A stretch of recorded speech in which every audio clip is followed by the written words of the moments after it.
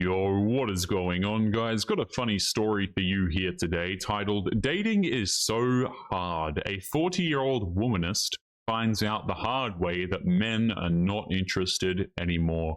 You know, I don't have a lot of sympathy for women who reach the age of 40 and who are still dating, simply because I don't think dating is very difficult for women whatsoever. But I have even less sympathy for women who are not only 40 and single, but who are also womanists. Okay, I thought, you know, we were strong and independent, we didn't need no man.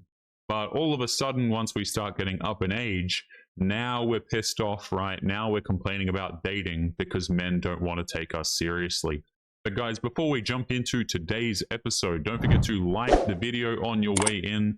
Don't forget to subscribe, and let's take a listen to what this story has to tell us. So it's the story that is told from the perspective of a 37-year-old dude. So a 37-year-old man shares his first-hand experience reconnecting with an old flame. I don't know why you would do that. Who is now 40, who spent her 20s and 30s pushing independence and womanism, only to find herself lonely and struggling in a dating world that had moved on without her. So this is one of those classic women that was like, you know what? Don't hold the door open for me. Okay, I can do it myself. I'm strong and independent. And wouldn't you know it, when the age starts going up, we're not so happy with being independent anymore. So it says here, I'm a 37-year-old male, and about a month ago, I bumped into an old acquaintance, someone I knew back in my early 20s. Let's call her Jenna, 40. Back then, Jenna was attractive. She was fiery and made it very clear she wasn't interested in settling down anytime soon. Her social media for years was filled with womanist slogans, travel photos, boss babe quotes. You get the picture, okay? And this is just nothing but red flags, by the way. Okay, this is the kind of woman who men will say, you know what? I'll have fun with that. I'll have some fun. But in no way would any man with any level of self-respect sit there and think to himself, yeah, this is going to make a great wife. This is going to make a great girlfriend. Not that marriage is viable in the West these days anyway. But you get my point. Okay, men don't see a woman like this and go, oh, wow, what a fantastic catch. Okay, you know, these women with all of their travel photos, all of these things on their social media pages. It's like, we all know the reason why they're traveling. We all know the reason why they post this crap, okay? Let's continue. After running into each other at a grocery store, she suggested that we grab coffee sometime to catch up. I agreed, mainly out of curiosity. We set a time for the following Saturday. When we sat down, I immediately noticed how different the vibe was compared to when we were younger. She seemed tired, nervous even. Okay, so again, I don't know why. You know, this guy says he's curious, okay? But I don't understand why you as a man would even waste your time going on coffee dates with these women. I genuinely have no idea. I just think, like, why would you do this over literally anything else, okay? Because the opportunity cost of spending time with these women is literally anything else, and I think you'll be better off doing anything else. But nevertheless, he meets up for her on, what is this, a Saturday for some coffee, okay? Not my recommendation, but whatever. After the usual small talk about jobs and life updates, she quickly veered into relationships, or rather, the lack of relationships. She laughed awkwardly and said that dating is so hard these days. Guys just aren't what they used to be. No one wants to commit, and no one even tries. I just nodded and let her keep talking. This is, this is a funny tactic. I won't even say it's a tactic, really.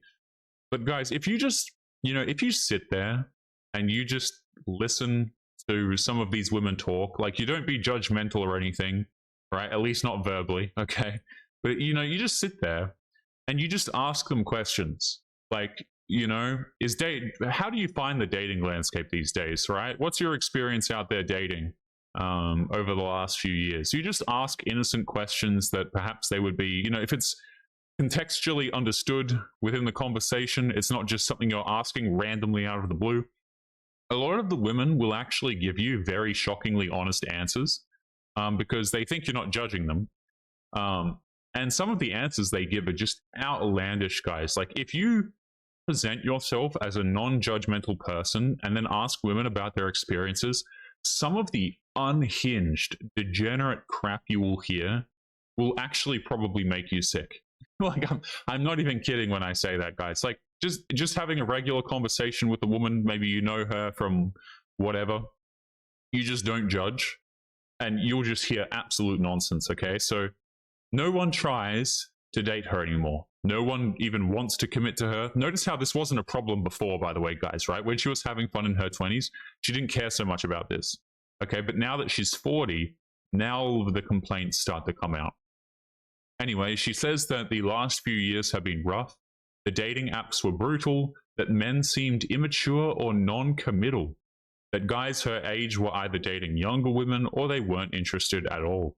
At one point, she said, I thought men would want an independent woman who doesn't need them. She laughed, but it was forced. Why on earth would a man want a woman who's independent, right? Like the definition of the word independent suggests, you know, that it's mutually exclusive with a relationship anyway.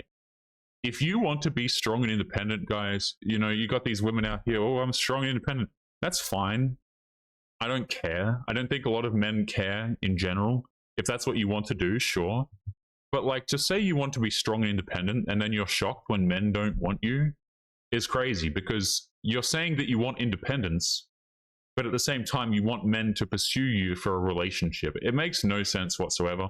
Also, men don't want women who pull this whole, oh, I don't need you thing, okay? Men like respect, they like gratitude, they like women who actually need them, right? Who want the men to be there, right? Why would a man put himself in a situation where you don't even want him to be there? 0 sense, guys. Like, logic of these women is just non-existent, I swear to you.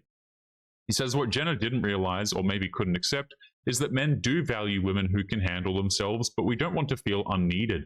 We don't want to be treated like accessories or afterthoughts. When you spend 2 decades broadcasting to that men are optional or replaceable, don't be surprised when they act like you are optional too. I think that's great. I think that's very well said. Okay? Men are optional, they're replaceable, I'm strong and independent, and then when men hit you with the same thing, it's a problem. He says, when I told her that I was single by choice, focusing on building my business, my fitness, and traveling, she almost looked hurt. She asked if I was interested in dating seriously, and I was honest. If the right woman comes along, sure, but I'm not chasing anymore. You could see the realization hit her. The men she once thought would always be there for her attention, weren't there anymore. Yep, that's absolutely true, guys. And I've seen this complaint from a lot of women too. They'll be surprised because a lot of the men who fall into this category, they're in their 40s and stuff, man. Like, a lot of these dudes who are in their 40s, they're essentially players. You know, even the dudes in their 30s and so on, because these guys have been taught how the game really works. You know, like, not every guy, of course, in his 40s is going to be attractive or have put in the work or whatever the case may be, or genetically gifted. But the fact remains, like, a lot of guys in their 40s, you're actually going to be hard-pressed getting commitment out of them, right? Especially if they have any degree of self-respect. A lot of these guys are just not interested, man.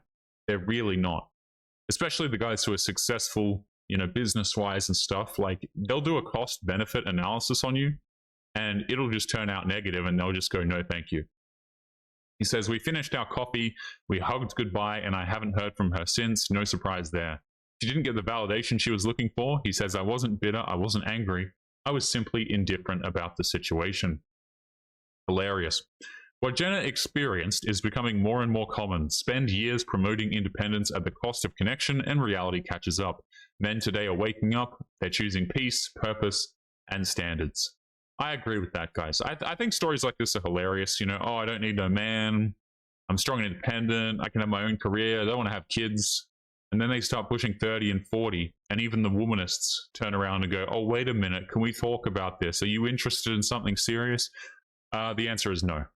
But guys, we're going to be leaving today's episode there. Don't forget to leave your thoughts and your comments. Make sure you guys take care of yourselves, and I'll be seeing you all in the next episode. Peace.